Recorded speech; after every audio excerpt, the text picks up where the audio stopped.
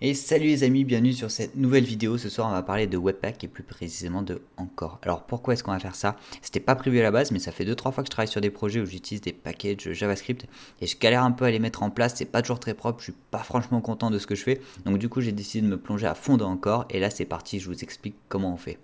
Alors, encore rapidement, qu'est-ce que c'est? Ça nous permet en fait de regrouper tous nos fichiers JS, CSS dans quelque chose de propre. Voilà, ça nous permet d'avoir nos fichiers organisés d'un côté et après que celui, ça gère toute la partie pour l'envoi en production, enfin même en développement, mais au moins ça nous permet d'avoir quelque chose de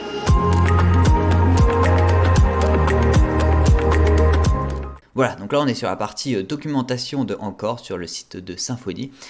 Donc on va y revenir de suite, hein, mais avant je vais vous montrer ce qu'on va faire. Donc on a un petit site là, voilà, je vous ai mis d'ailleurs sur le GitHub, on va demander de mettre un GitHub. Vous avez le projet de base et si vous allez sur la branche Result, voilà, vous avez à la fin le projet final, hein, voilà, comme on l'aura quasiment à la fin de cette vidéo. Comme ça vous allez pouvoir suivre au fur et à mesure avec moi. Donc dans ce projet, qu'est-ce qu'il y a? Bon, il n'y a pas grand chose, on a juste un peu de bootstrap, voilà, il y a le drop down. Ici, si on clique, voilà, ça nous met un console.log clicked. Si on va dans le index, on a un petit tooltip qui marche. Voilà. En gros, c'est ce qu'on a. On va rentrer dans le code. Voilà. D'ailleurs, n'hésitez pas, j'ai une petite remarque, le code n'est pas assez gros, tout ça, donc je l'ai grossi. Dites-moi si c'est suffisant, si c'est pas assez, si c'est trop. N'hésitez pas à me dire, on est encore au début, hein, voilà, petit fignolement. Mais n'hésitez pas à me dire, mais aucun souci, je règle au plus vite. Voilà, donc notre code, à quoi est-ce qu'il ressemble? On a juste un contrôleur avec nos deux pages hein, qui nous renvoie nos deux templates Twig. Et après, donc on a un template de base qui lui va aller chercher tous les CDN là, donc le bootstrap.min.css. Après, on a jQuery, Popper, Bootstrap pour le JS. Tout ça, c'est notre partie menu, hein, la navigation. Et après, on a le index, voilà, avec le tooltip. Donc le tooltip qu'il faut absolument instancier là, donc dans la partie script là, parce que sinon, il se passe rien hein, si je l'enlève. Quand je enregistre, si je retourne sur la partie index, le tooltip, voilà, là il marche plus. Donc on est obligé d'avoir une petite fonction JavaScript pour que ça marche. Et le home, donc voilà, quand on clique avec la fonction onClick, l'événement là, et ben ça nous lance la fonction send, donc ça nous fait un console log clicked. Voilà. Donc l'objectif, ça va être d'enlever un peu tous ces blocs JavaScript qui sont pas forcément très propres. Encore là, on n'a pas grand chose, hein, mais si on commence à avoir des trucs immenses, nos templates ils commencent à devenir plus très très beaux. Donc on va voir comment est-ce qu'on peut, grâce à Encore, simplifier un peu tout ça. Allez, on va sur la partie Encore, on va revenir légèrement en arrière et on va voir comment tout simplement on peut l'installer déjà dans un premier temps. Alors, déjà, c'est juste un bundle hein, dans la première partie, donc Composer, Require, Symfony, Webpack, encore bundle. Et c'est parti. Hop, on va s'ouvrir un nouvel onglet et on lance le Composer Require.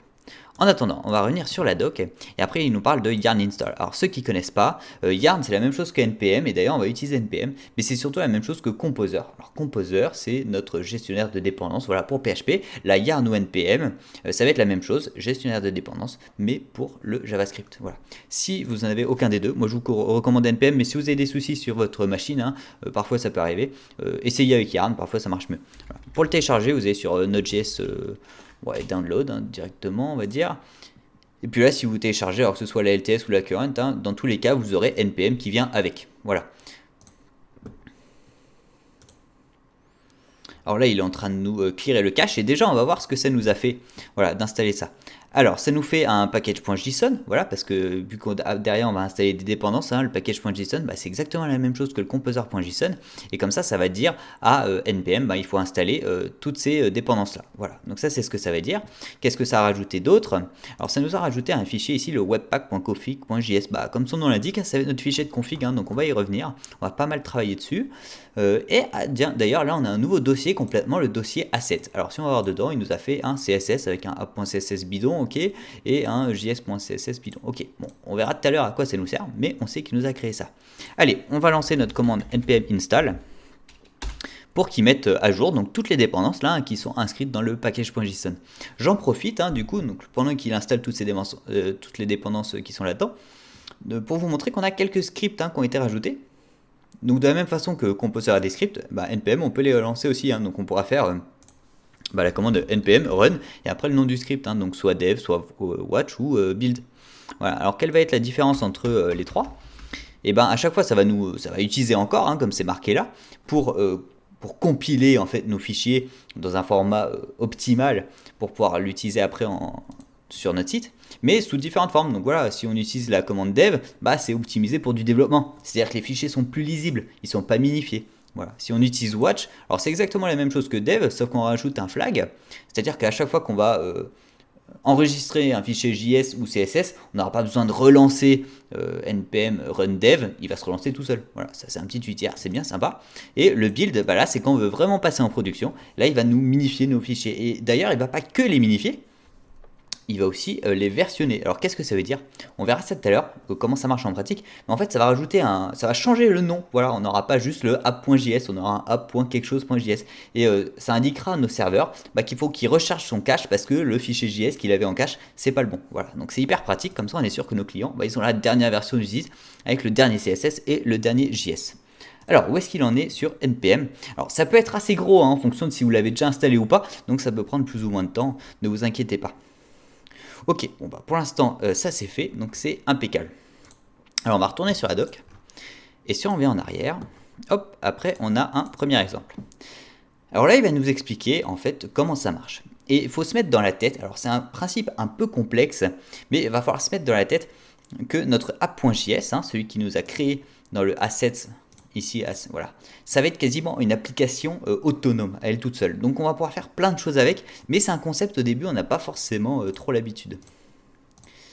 Et du coup, ce qu'il nous dit, c'est qu'on peut directement intégrer nos CSS dedans. Et on va voir ça de suite en fait.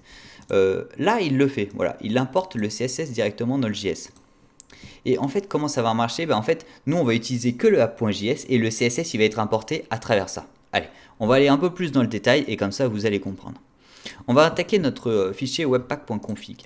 Alors, les premières lignes, on s'en occupe pas. Voilà, nous, on va juste s'occuper de l'objet encore ici. Voilà. Et après, les différentes méthodes qui sont appelées. Alors, attention, il y a plein de commentaires. Donc, vous affolez pas en voyant le fichier. En soi, il y a plein de commentaires. Le fichier, il n'y a pas grand-chose à voir dedans. Qu'est-ce qu'il nous dit? Il nous dit qu'on va régler le output path public/build. Alors ça, qu'est-ce que ça veut dire? Ça veut dire quand il va générer nos fichiers minifiés, nos fichiers pour la production, où est-ce qu'il doit les mettre? Alors, on lui a dit qu'il doit les mettre dans le dossier public et dans un dossier. Alors là, il va nous le créer, parce qu'on l'a encore jamais fait, /build, voilà. Après, il nous met le public path. Alors pourquoi est-ce que lui, il a juste le build? Parce que notre serveur, il a que le dossier build qui est exposé. Donc lui, il sait déjà de base qu'il est dans le dossier build, public, pardon. Et s'il doit y chercher des dépendances, elles seront dans le dossier build. Voilà, il n'a pas besoin de connaître public, il est déjà dedans. Voilà. Après, on arrive sur la partie vraiment importante, add entry. À quoi ça correspond? C'est là qu'on va déclarer les fichiers qu'on veut utiliser, les fichiers qu'on veut compiler, qu'on veut mettre ensemble. Alors là, on voit par exemple qu'il y a un add entry app qui est lié au fichier app.js. Alors, on va lancer notre commande directement. À titre d'exemple, comme je vous ai montré, npm run dev. Voilà, on lance ça. Qu'est-ce que ça fait? Ça va faire tourner Webpack. Ok, impeccable. Et ici, on va voir que ça va nous créer notre dossier build avec nos dépendances et on va voir ce qu'il va nous créer réellement. Voilà, impeccable. Il a fini, donc il nous a créé notre dossier build et si on va voir dedans, il nous a créé un app.css, un app.js et après un fichier entry point. Bon, ça on verra plus tard. Mais en tout cas, il nous a créé ces deux fichiers et pourtant, on lui a parlé que du app.js. Et donc ça, c'est ce que je vous disais tout à l'heure. On lui a parlé que du app.js, oui, mais là, le app.js, c'est quasiment une application autonome. Donc si on va dans notre app.js, on lui parle du app.css. Donc lui, il a compris que il avait du CSS et qu'il va falloir qu'il crée un fichier CSS. Donc si on va voir dans notre CSS, là, on avait le background color light gray. Et si on va voir dans notre app.css, on a exactement la même chose. Donc ça a fonctionné. Mais dans notre entrée de Webpack, on lui a signalé que le app.js. Voilà. Alors on pourrait le faire séparément, mais autant profiter de la puissance de Encore et de le mettre directement dedans. Comme ça, si on a plein de fichiers CSS à importer, on met tout dans notre app.js et ça marche tout seul. Voilà. Alors là, on a créé une entrée app, donc il nous a créé une entrée app ici. Mais si on avait créé une entrée Toto, voilà, et qu'on relance le dev, on voit que les fichiers maintenant ils s'appellent toto.js et toto.css et pourtant en haut c'est toujours app.js. Voilà, donc ça c'est grosso modo ce que ça veut dire. Alors on va essayer de rester logique, on va l'appeler app. On pourrait faire autre chose aussi et on pourrait faire pour le coup toto, voilà, une deuxième entrée avec un fichier toto.js si on avait un deuxième fichier toto.js. Et là on aurait un toto.css, un toto.js et un app.css et un app.js. Voilà, ça nous permet d'avoir plusieurs fichiers. On verra à quoi ça peut nous servir tout à l'heure. Les options un peu plus bas, on n'en a pas franchement besoin, on reviendra un peu plus tard dessus, bon, on voit qu'on a Babel, hein, donc ça peut nous être utile, hein, on va pouvoir utiliser des choses qui sont en rapport, enfin des choses un peu plus avancées, mais Babel il va s'en occuper, donc là pas de souci. Voilà, donc on va pouvoir avoir ça. Donc là on va rester sur la config finalement de base, hein, où on va utiliser que le app.js, et d'ailleurs on a déjà commencé à voir qu'on pouvait l'utiliser, on a déjà importé notre CSS, donc voilà, il est compilé. Alors, on va parler rapidement des différentes commandes qu'on avait vues, hein. Donc, on avait vu le npm run dev, celle-là on l'a déjà vu. On va lancer npm run build pour voir la différence, hein, et cette histoire un peu de versioning et qu'est-ce que ça peut faire. Voilà, donc il a fini le côté build, et on va voir ce que ça a changé. Alors on a toujours de fichiers app, mais comme je disais, hein, ils portent un nom vraiment bizarre, hein. Ils commencent toujours par app, mais ils ont A84B, bon machin, et en plus lui il n'a pas le même. Alors c'est là que le fichier entrypoints.json, mais nous on va pas s'en occuper, mais c'est vraiment juste pour information, qui rentre en jeu. Bah, en fait lui, bah, il va servir pour donner les derniers chiffres, hein, voilà, pour que derrière Symfony sache quel fichier faut charger, quoi. Voilà, et ces fichiers-là, bah, ils sont minifiés, hein, on peut le voir.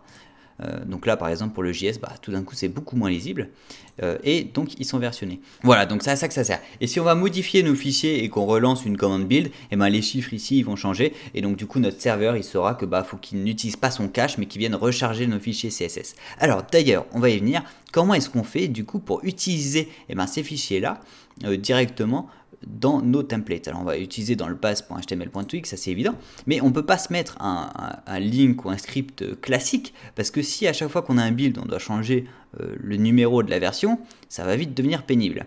Alors du coup pour ça, dans la doc, si on descend en bas, on voit qu'il y a des fonctions pour Twig spécifiques qui ont été créées. Voilà, donc le encore entry link tags et le encore entry script tags. Voilà. Alors on va copier ces deux fonctions, et on va pouvoir les insérer directement. Alors eux ils les mettent dans les blocs, moi je préfère les mettre en dehors, parce que comme ça si on utilise les blocs, on va pas les écrire par dessus.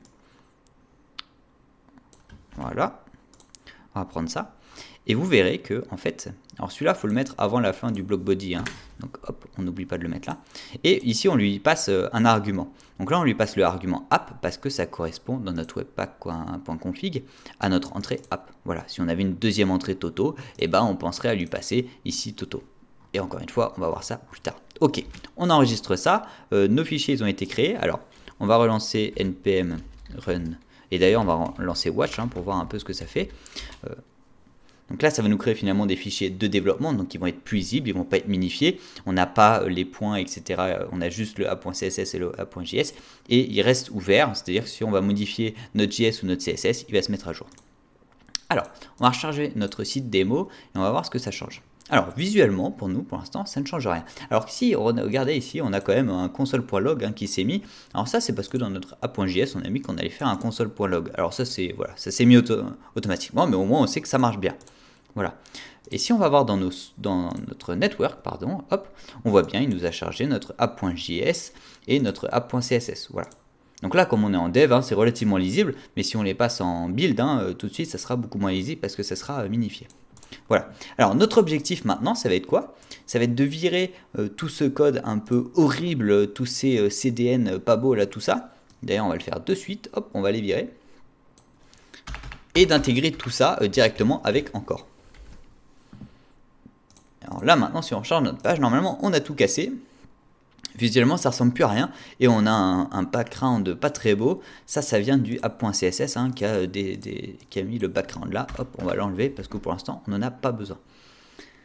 Alors qu'est-ce qu'on va faire? Là on avait dit qu'on avait Bootstrap, voilà, donc on va falloir qu'on aille chercher Bootstrap.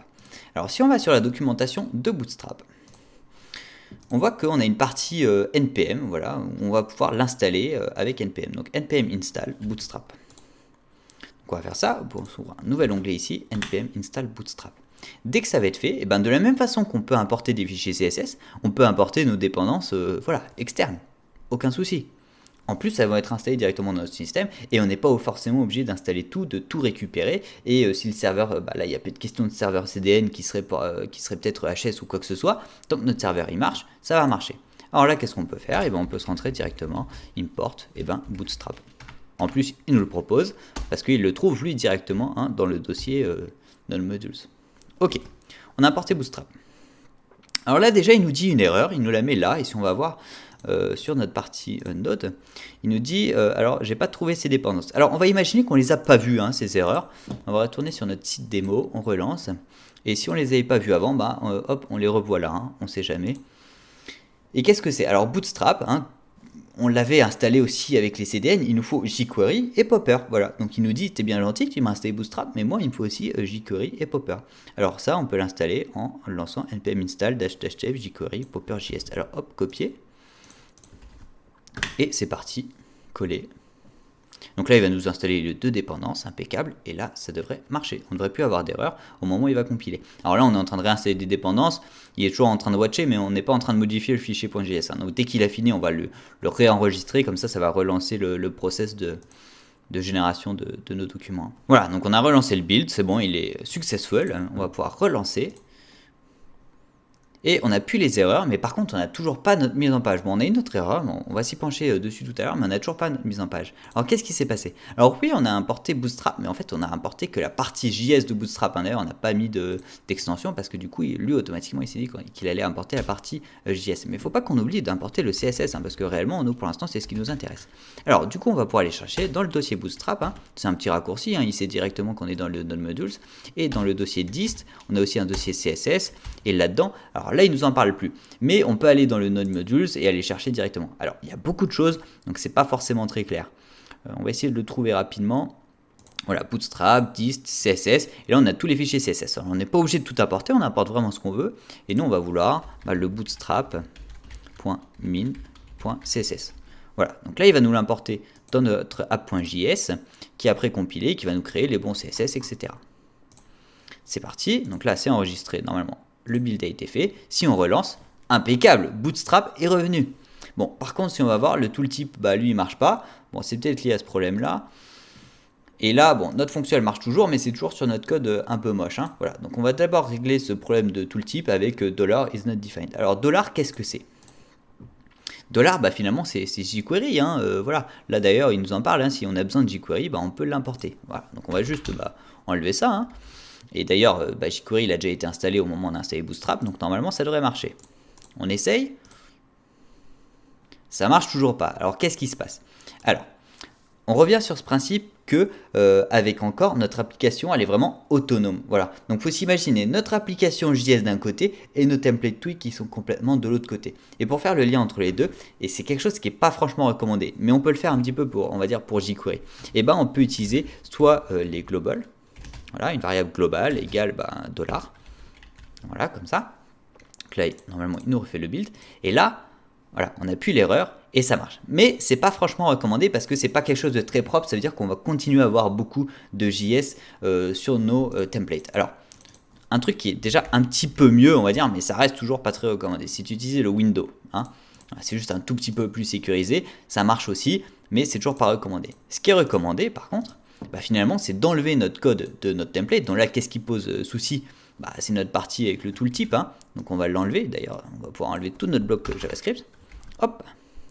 Et le mettre directement. Du coup, on peut supprimer cette partie-là, on n'en a plus besoin. Le mettre directement dans notre app.js. Voilà, on peut enregistrer. Et si on relance ça, et là, ça marche toujours. On n'a plus d'erreur. Voilà. Tout a été généré à travers notre app.js. On n'a plus rien dans notre html.twig. Voilà. Donc on va pouvoir faire pareil. Alors on va pouvoir enlever notre console log d'ailleurs. On va pouvoir faire pareil pour notre onClick. Hein. Voilà. On va enlever ça. On va enlever nos blocs JavaScript. Enregistrer. App.js, on va lui rajouter la fonction. Et là, à nouveau, on va essayer. Hop, on va aller sur notre home. Et là, on va cliquer. Et là, pareil, il nous dit erreur, je connais pas ta fonction send. Alors c'est exactement le même problème que pour $. Hein. On peut lui mettre window.send égale la fonction send. Hop, on recharge. Là maintenant, ça marche. Mais c'est pas propre. Voilà, encore une fois, c'est pas propre. On continue à avoir du code JavaScript là où il faut pas. Donc, dans notre home, on va enlever la partie onClick. On va pas la mettre ici. Qu'est-ce qu'on peut faire? Vu qu'on a jQuery, on peut très bien utiliser un sélecteur jQuery. Hein. Donc on va lui créer un ID dans notre home, ici. Hop, on va lui mettre un ID égal clickme, hein, par exemple. Là, on va aller sélectionner clickme. et bon, un point clic. Donc quand il y a l'événement clic, bah, on va exécuter cette fonction-là, tout simplement. Voilà. Et là maintenant, et bah, ça remarche. On n'a plus aucun code JavaScript dans nos HTML.twig, et dans notre base.html.twig, il est quand même beaucoup plus propre. Voilà, on n'a plus tous nos CDN, tout ça. On a juste nos Encore Entry Script Tags. En plus, si on fait le npm run build, c'est minifié, c'est versionné, on est sûr que nos clients ils ont les dernières versions et que c'est plus rapide à charger. Donc là, déjà, on a fait un grand pas en avant. Voilà. Alors, maintenant, qu'est-ce qu'on peut voir? On va voir si on commence à avoir une application qui est beaucoup plus importante. On va se dire, ouais, mais on va peut-être pas tout mettre dans notre app.js. Ça va vite devenir le bazar. Vous avez raison. Alors, on va voir deux solutions. On va créer notamment, allez, un nouveau fichier qu'on va appeler home.js. Donc lui, on va dire qu'il va être entièrement pour le home.js. Donc on va enlever la partie click me et on va la mettre dans le home.js. Ok. Et là, dans notre 1.js, on va se dire, bon, bah du coup, on va simplement l'importer. Voilà, on va simplement importer notre home.js. Alors là, si on importe, hop, on n'oublie pas un petit espace. Si on veut importer, on n'oublie pas le point slash, parce que sinon il va aller chercher automatiquement dans le node Module. Nous, c'est pas ce qu'on veut. On veut qu'il aille chercher dans le dossier dans lequel il est. Donc home.js ou juste home, il retrouverait. Hein. Là, si on fait ça, qu'est-ce qu'il va nous dire? Bah là, il connaît pas. Voilà. Alors déjà, deux problèmes. Déjà, là, il connaît pas le dollar de jQuery. Hein. Alors on n'oublie pas le dollar, hop, import jQuery, parce qu'on est dans un autre fichier, donc il connaît pas. Hop, on rajoute. On relance. Et voilà. Alors là, ça marche. Impeccable. Alors, ça marche, mais on peut encore faire un peu mieux. Parce qu'en fait, là, on a importé tout de home. Et on pourrait vouloir se dire, bah, on n'a pas forcément envie de tout importer. Alors, qu'est-ce qu'on pourrait faire? On pourrait mettre, et d'ailleurs, ils en parlent rapidement hein, quand même dans la doc sur Encore, où on peut utiliser le module.export. Voilà, donc soit on exporte une seule fonction, ou sinon on peut créer un tableau où on exporte différentes fonctions. Ou sinon, on peut utiliser le export default de IS6. Voilà, donc c'est ce qu'on va faire nous. Export default, comme ça, si quelqu'un d'autre vient sur notre code, il sait que après ça c'est utilisé autre part. Voilà, que par défaut, on va utiliser ça et que quand c'est apporté ici home.js, et ben on va utiliser cette fonction là. Voilà. Et là, hop, là, impeccable, ça continue de marcher. Clique ici, ça clique. Voilà, impeccable. Donc ça c'est la première solution. Soit on se répartit par fichier, et on a vu, hein, on a créé un nouveau fichier home.js et on n'a pas eu besoin de toucher à notre configuration. Hein. Après, tout passe par le home.js. À la fin, si on va sur nos sources, hop, sur notre network, pardon, on n'a toujours qu'un seul fichier, le app.js, mais lui, il s'occupe d'aller importer chez les autres. Voilà. Donc, par exemple, il est chercher, est-ce qu'on va le trouver? Voilà, ici le console.log, clique, voilà, il s'est occupé d'importer ça. Il a fait ça comme un grand, il fait ça tout seul. C'est la première solution. La deuxième solution, on pourrait se dire, ok, sur cette page home, par contre, on va avoir des scripts qui sont extrêmement lourds, mais c'est le seul endroit où on a besoin de les charger. Par contre, sur nos 50 autres pages du site, on n'en a pas besoin. Comment est-ce qu'on peut faire?